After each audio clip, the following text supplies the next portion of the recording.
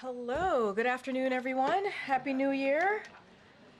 Okay, bear with me here. I have a couple things at the top. In the coming days, the President and First Lady will travel to New Orleans, Louisiana. The President and First Lady will grieve with the families and community members impacted by the tragic attack on January 1st and meet with local and state officials on the ground. The President has been extremely focused on ensuring that everything possible be done to complete this investigation, ensure the safety of the community, and provide any and all federal assistance to state and local officials. Since Wednesday, the President has held regular meetings with his Homeland Security team to receive the latest information on the investigation and convey the need to do everything possible to complete this investigation and keep the American people safe.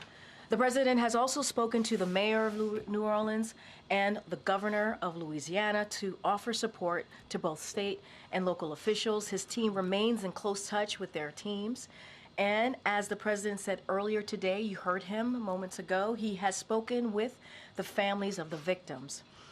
As he made clear, there is no justification for violence of any kind, and we will not tolerate any attack on any of our nation's communities. The President continues to receive regular updates on both the investigation into the terrorist attack in New Orleans and the truck explosion in Las Vegas. Both cases remain active investigations, and I will refer you to the law enforcement to speak further about them. Next, as you all know, steel and steel workers who produce it are the backbone of our economy and national security, powering our autos, our infrastructure, our defense. Without domestic steel production and domestic steel workers, our nation is less strong and less secure.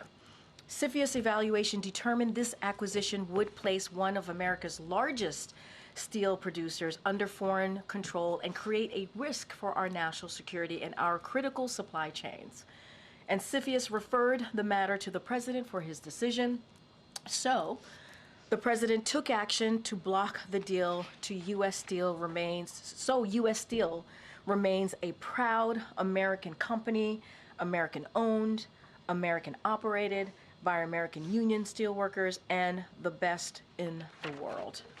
The domestic steel industry is the strongest it has been in years because of the President's actions to level the playing field for American steel and American steel workers. And the United States remains an open economy with record foreign direct investments under President Biden's leadership. As foreign competitors like China distort global steel markets through unfair trade practices, such as dumping and overproduction, it is critical that we have a strong domestic steel industry that protects our national security and our supply chains. Today, the President demonstrated once again that he will always act to protect the security of this nation as well as the resilience of our supply. And then, so with that, I'm going to, before I take questions, I wanted to add one more thing, which we haven't done in a while, which is talk about the week ahead, next week, and then we'll go into questions. In addition to his trip to New Orleans, the President and the First Lady will travel to Los Angeles, California on Monday. The President will then travel to Eastern Coachella Valley, California on Tuesday. On Thursday, the President and the First Lady will attend the state funeral for former President Jimmy Carter. As President Biden said, the world lost an extraordinary leader, statesman, and humanitarian. The President and the First Lady look forward to honoring a great American who gave his life to service. And finally, on Thursday afternoon, the President and the First Lady will travel to Rome, Italy from January 9th to the 12th. During the visit, the President will meet separately with His Holiness Pope Francis, President of Italy, and the Prime Minister of Italy as well. And as always, we'll have more to share as we get closer to the trips and events to come. But before I even go to your questions, I have one more thing that I wanted to add, a personal note. Jeremy and Jacob, Thank you so much for your service. They will be leaving our team. This is going to be next week is going to be really your last week, but we didn't have another opportunity to do this in the briefing room. So I just wanted to say thank you to both. You have been phenomenal to work with. I'm going to miss you both and wish you the best in your upcoming endeavors in your career. But just wanted to thank them here at the podium, and if you guys have a chance, make sure to offer up your well wishes to Jeremy and Jacob next week. And with that, you have the first question. Fatima. Thank you, Karine. I have 3 questions. Sure. Firstly, Treasury Secretary Janet Yellen has for years talked about friendshoring and countering the ambitions of China with allies. Will the president's decision on Nippon undercut efforts to strengthen relationships with our allies, and could this decision potentially damage the U.S.'s relationship with Japan? This is not about Japan. It's not. And you have watched this president really, in the last 4 years, strengthen his relationship with our allies, obviously abroad. And, we have worked certainly together to strengthen our economic partnership with Japan. We have been in touch with Japan and conveyed our thoughts directly to them. This is about the need. You heard me talk about how now U.S. Steel is going to stay American-owned and American-operated. And this is what's important to this president, and that he's been very clear about that. So this is about continuing that, making sure that we are strong domestically, towned, operated steel industry. For our national security and for a resilient supply chain, and how important that would be. So, and I also stated at the top how, if you look at the work that this president has done over the last 4 years, the steel industry is the strongest. It's the strongest that it's been in years because of the actions that this president has done every day since day one to make sure that we protect that. And so the president believes that we need major U.S. companies representing major share of U.S. steelmaking capacity, and to keep leading that fight on behalf of America's national interest. And so that's why the president made this decision. He's always been very clear about that. We've always been very consistent about that. And so that's going to be our focus, continuing to be our focus, obviously. Earlier today, the president said he spoke with the families of the victims of the New Orleans attack. What did he tell them? Look, I'm not going to get into private conversation that the president has had with families. We don't do that. We'll certainly, if the families chooses to speak about their conversation with the president, obviously they have the right to do that. Our hearts certainly go out to the families who lost their loved ones on a day that should have been a celebrated day to such an act of violence. Obviously, this is something that we will continue to condone, but as I stated at the top, the President and the First Lady are going to New Orleans in the upcoming days, and they're going to grieve with the family. And sadly, that is something that you have seen them do many times over the last 4 years. When an awful event happens, they are there. They want to be there. Especially at this magnitude, they want to be there and be with the family and mourn with the family. And so, again, this was certainly an awful event that happened on the day that we should have all been celebrating an incoming new year. And so our hearts go out to the families and also to the communities who are dealing with the aftermath of this tragedy. And does the Vice President plan to oversee the certification of the election results on Monday? I believe that is her plans. I would have to refer you to the Vice President's office on her schedule, but I believe so, yes. Thanks, Karine. How does the attack in New Orleans and the explosion in Las Vegas increase concerns in the administration about security surrounding certification of the vote, the Carter funeral next week here in Washington, the inauguration, and then even looking ahead to the Super Bowl next month in New Orleans? So, look, all of the events that you just laid out is certainly a high priority for this administration. The Department of Homeland Security and federal law enforcement have well-established safety and security protocols in place, especially as we speak to the inauguration, obviously. And so they have been preparing for months to ensure that the security of these events and the safety of those attending them. So again, this is something that we've worked through for months now. And so we are working tirelessly every single day to ensure the safety and security of the inauguration, the safety and security of major events that you just laid out.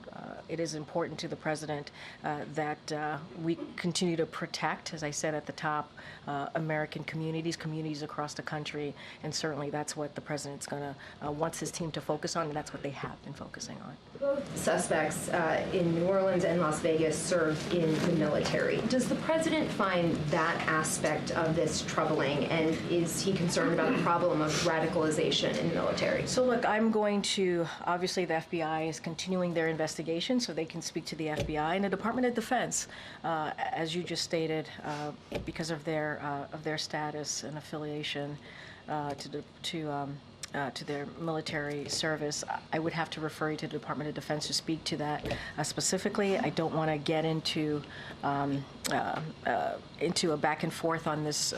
What we can say is continue to condemn any form of violence and do whatever we can and continue to do the work, obviously, to make sure that there is a security protocol continues and we protect Americans and certainly communities across the country.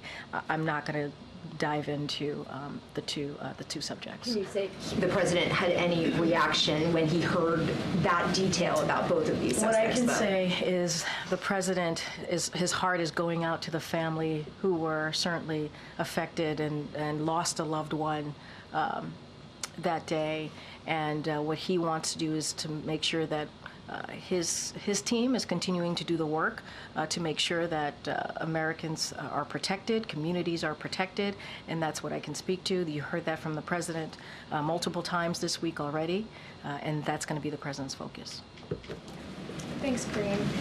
President-elect Trump, a little while ago today, seemed to take issue with the fact that American flags will be flown at half-mast at the time of his inauguration, considering the passing of former President Jimmy Carter. Is there any potential for that to not be the case? Is that a decision that one more that time? the White House was Say that one more time. The flags are due to be flown at half-mast at the time of the inauguration, and President Trump seems to be taking issue with that. Is that a decision that the White House would consider reversing or reevaluating? No. On U.S. Steel, the U.S. relationship with Japan is strong. Yeah. What is the national security concern the president sees by having this investment in an American company? So look, you saw the president's statement. He talks about the CFIUS evaluation, how they determined that evaluation, how they got to their, again, determination that this acquisition would place one of America's largest steel producers under the foreign control and create risk of our national security. This is from CFIUS. They are independent. The president said he was going to let the process play out, and it has played out. And so if you think about our national security and our critical supply chain, CFIUS, referred the matter to the president to make that decision. And so the president took that very seriously. He's always going to make sure that we put Americans first, and that is how you saw this decision play out from this president. And I talked about China and how they tend to distort the global market steel through unfair trade practices.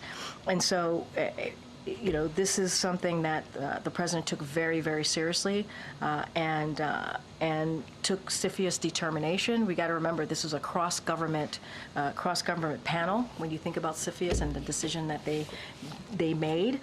And so that's how the president came to this decision. It is about making sure that a U.S. company is U.S. owned, U.S. operating, supporting, continuing to protect the U.S. steel makers, obviously a union, and that's what the president led with, and that's how he made this decision.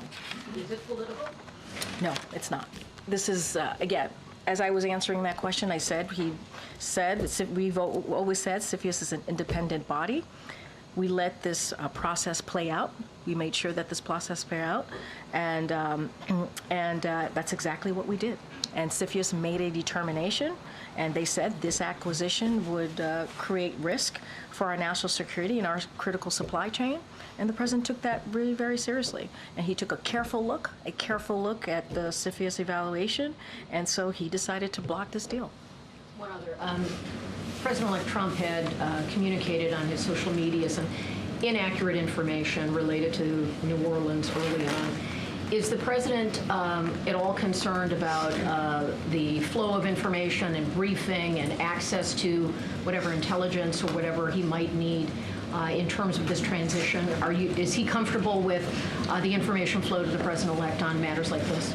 I mean, look, and I'm actually glad you asked this question, because one of the things that you all do as a journalist body is that you were able to fact check and say that what was stated by the president-elect was simply false, and I think that is important, right? Which is why we respect the hard work that all of you do. As it relates to the president and the information that he gets, obviously that's something for ODNI if it's related to intelligence and specific information in that nature. I'm not going to speculate beyond that, and I'm just going to leave it there. Just three things. The FBI, NCTC, DHS put out a law enforcement bulletin earlier today warning of copycat attacks in the wake of New Orleans. What assurances can the White House offer to the public, many of whom might be scared of this kind of vehicle ramming attack? And to build on the earlier question, beyond just radicalization, is there a wider concern about the mental health implications connected to service members, given the similarities? Yeah, so as it relates to the second part of your question, I'm going to have to refer you to the Department of Defense. They can speak to that. I'm not going to litigate that from here. Look, when it comes to, and you're right, the bulletin was put out, and what I can say is DHS and law enforcement remain vigilant to any potential copycat, and so they're going to consistently, DHS and law enforcement are going to consistently evaluate threats and going to share the latest information to disrupt any potential copycats, potential threats. And so that is their commitment. That's what they're working hard to do, and so they're going to be vigilant, continue to be vigilant on that aspect. On bird flu, the bird flu outbreaks escalating, at least 66 human infections across 10 states now. The federal government has 2 bird flu vaccine candidates available. Why not ask the FDA to authorize them, even for particularly vulnerable farm workers? Why defer a decision on a vaccine to the next administration? And so, look, that is something, as you know, the FDA, that is something that they decide on. They have a committee that when they have to make decisions like this, so I would have to leave it to them on how they move forward with that. Look, we take this very seriously. And USDA, HHS are on top of this. We are in touch with them. They're certainly in touch with local authorities on this. And so I do want to be very clear that CDC has been have said themselves that the risk to the general public is still low. And so we want to make sure that the American people are listening to CDC, and they certainly need to continue to do so. And we want to make sure, obviously, the nation's food supply remains safe.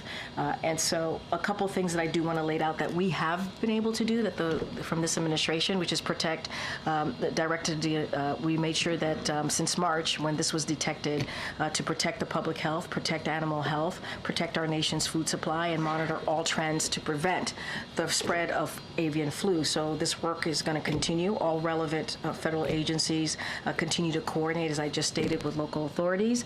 And so we're going to do that, be consistent with that as we've done since March. And so that's what the administration is going to focus on. But is the president concerned about deferring a decision about a vaccine to the next administration? I'm not going to get into hypotheticals about what the next administration is going to do or not do.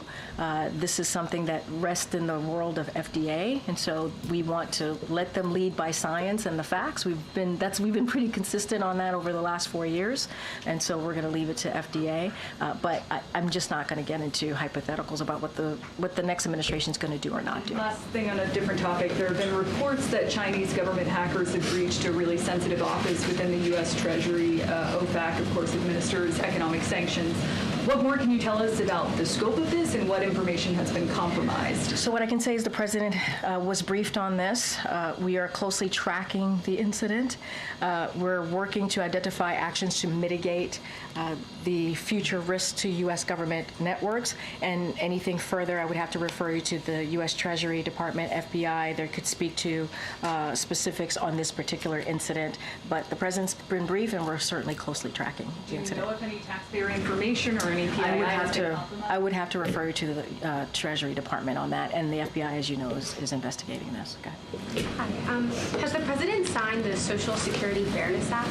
So he will sign the Social Security Fairness Act in the upcoming days. Once we have that information, we'll certainly share with you on that particular date. Can you just clarify? My understanding was it would be pocket vetoed if he didn't sign it by noon today. Are you saying that's not the case? I can say to you that the president's going to sign it. I can't speak to the specifics of what you just laid out. I know the president is looking forward to signing that. U.S. Steel has warned that it may or likely would have to close steel mills if the deal fell through. To what degree did the president take that into consideration? So I can say this, that we are confident, the president is confident that domestic steel and domestic steel workers are going to continue to thrive because of the work that he's done, because of the commitment that he has had to this industry. As I said at the top, this is the strongest, it's in its strongest, the steel industry is the strongest that it's been in years because of what the president has been able to do. And you think about manufacturing investment, you think about tariffs on Chinese steel imports, that has made the industry stronger. Those actions that the president has taken, you've seen more than 100 new steel and iron mills have opened since the president took office. So we're very confident that this is an industry that's going to continue to thrive. If there are mills that are closed, if there are layoffs, would the president need to take some responsibility for that? I mean, that's a hypothetical. I'm not going to get into hypotheticals. What I can say is the president has taken strong actions over the last 4 years. I just mentioned 100 new steel mills that were created. What he was able to do on Chinese steel imports, tariffs on Chinese steel imports, that has made that industry stronger. Manufacturing investments, all of that has made that industry stronger. And so we believe it's going to continue to thrive. I'm not going to get into hypotheticals from here. Obviously, the president took this decision. He really took it seriously and made a decision on behalf of the American people, and that's how he came to this decision. Obviously, this is a president that has had a lot of focus and wanting to continue to make sure we uplifted certainly union workers, and that's what you've seen from this president. A number of the president's actions in recent days have seemed intended to undercut some of the threats that the president-elect has made or actions that he's said have put into place. He awarded the Presidential Citizens Medal to Liz Cheney, who the president-elect has said should be in jail. You all have the upcoming monument declarations next week, and also the decision that the president is expected to make on banning drilling in certain federal waters. Are there other actions that we should expect from him in the coming days that he's planning to take in anticipation of President Trump? So I'm going to be clear. I don't have any announcements to make on any of the things that you just laid out, policy announcements to make. So I don't want to get ahead of where we are. What the president is doing and what he said he would do is continue to focus on the American people, continue to deliver on critical investments that he thinks matters of the direction as we move forward as a country. Look, if you think about, for example, the monuments and those decisions that he's made on protecting more than 46 million land and water, I think that shows the president's commitment to make sure that we preserve our environment, that we can really focus on climate investment, climate change. I mean, there's nothing new there. That's been part of the president's platform from the beginning. He happens to really respect Liz Cheney. He happens to really respect the congressman, and that's why he made that decision. And look, the president is always going to lift up Americans that have put their country first, is what we have seen, and he's done that throughout the 4 years, not just this past week. He's going to always make decisions that he believes is best for the American people. I mean, there's nothing new there. I think that is, if you look at what the president's done in the last 4 years, this is all consistent to what he believes, and what he believes is the best way to move this country forward. Are there other actions that we should anticipate? I'm not going to get ahead of the president. We have 17 days left in this administration. The president has a jam-packed schedule, and he's going to continue to focus on ways that we can move forward, invest in this country, invest in communities, and continue to lift up all the all what he believes this country can be. Thank you. President Biden has staked his presidency on the preservation of democracy and has commemorated January 6th in different ways every year. What, if anything, will he do to commemorate the anniversary on Monday? And in that context, does he still believe Donald Trump is a threat to democracy? Look, I don't have anything to share at this moment. You will hear from the president about January 6th, his thoughts on January 6th in 2021. Nothing has changed. And I think this is a president that has spoken multiple times in the last 4 years and beyond about democracy, the importance of democracy, protecting our democracy. And so I would expect that he will continue to be steadfast on that.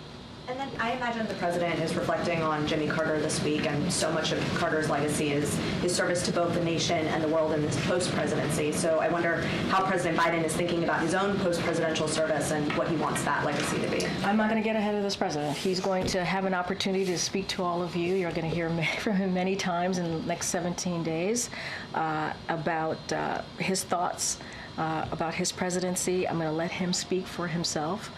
But I think if you look at the last 4 years, what he's been able to do, whether it's climate change, whether it's bringing the economy back on its feet, whether it's investment, manufacturing investment in this country, he's had a historic presidency. He's done more in one term than most presidents have been able to do in 2 terms.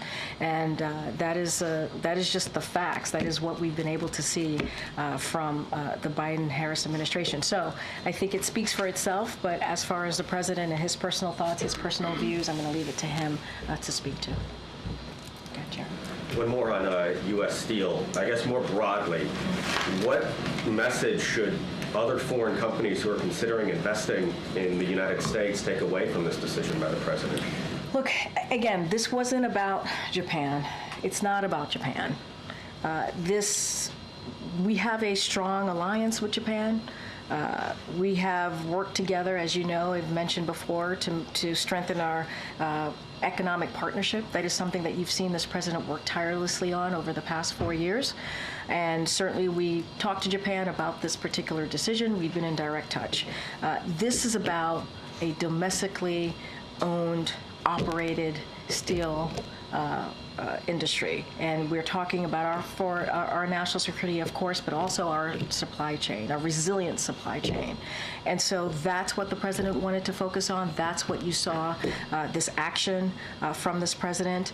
And so that is going to be our focus. We're going to continue to work on our relationships with our allies across the globe. That is something that we're going to continue to do. I just talked about the president going to Rome next week.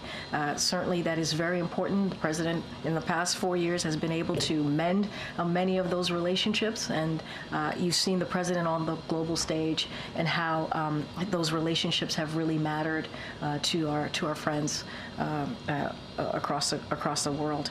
And so that's how we see this. This is not about Japan. This is about what is right for America and what is right, and how he saw the best way to move forward with this decision. Remember, CFIUS did this analysis, and they provided us with their thoughts, and the president took this very seriously. So it's specific to steel. That is sort of an industry that is maybe viewed differently than other, like whether it's IT or chips or any other industry that a lot of foreign investment has come into the country for.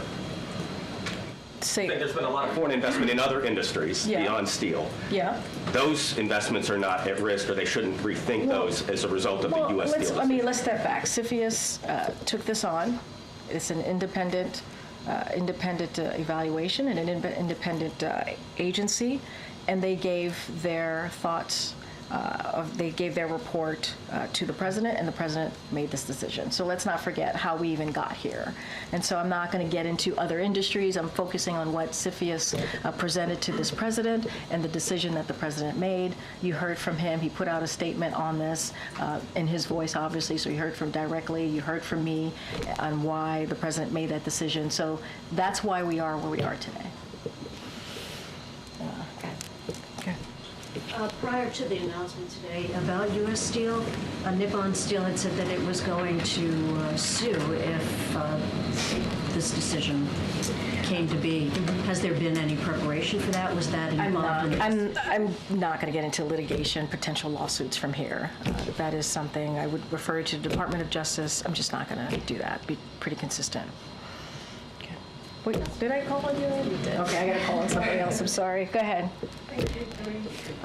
Human rights and upholding international law has been made priority for the Biden administration.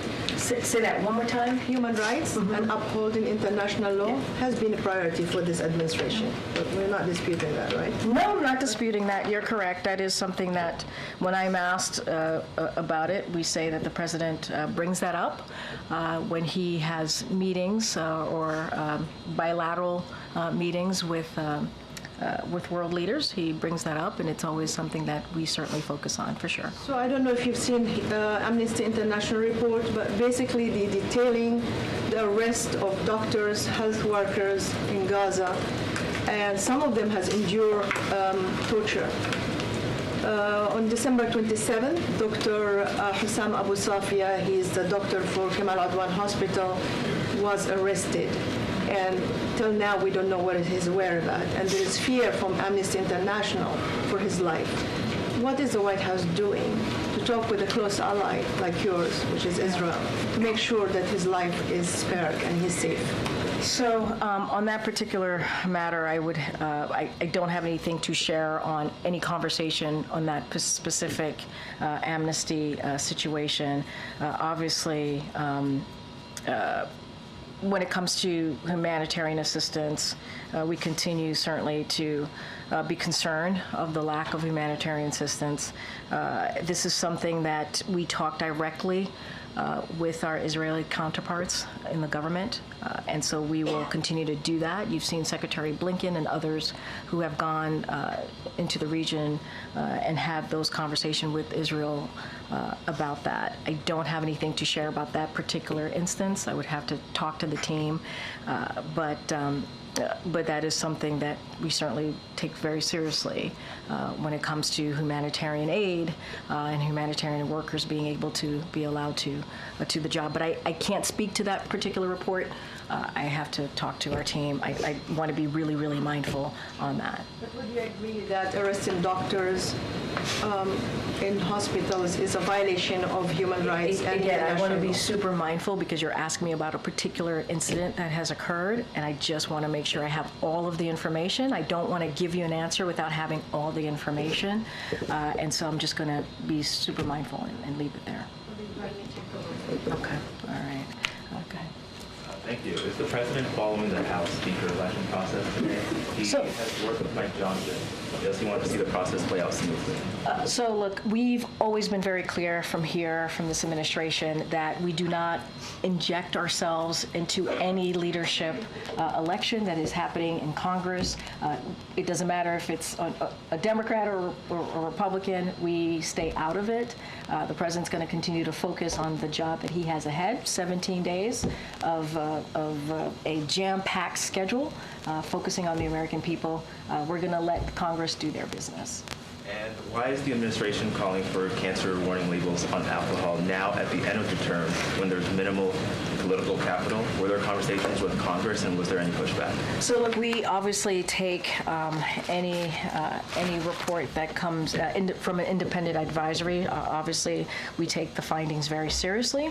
as we do now. It is important that Americans are informed and about decisions that they have to make for themselves. As it relates to this particular report, I have to refer you to the Surgeon General's office, but certainly we take any independent advisory report very, very seriously. I don't have anything beyond that. Okay. Thanks, guys. I got one for Fox. Thank you, everybody. Does the president still consider white supremacy the greatest terrorist threat to the United States?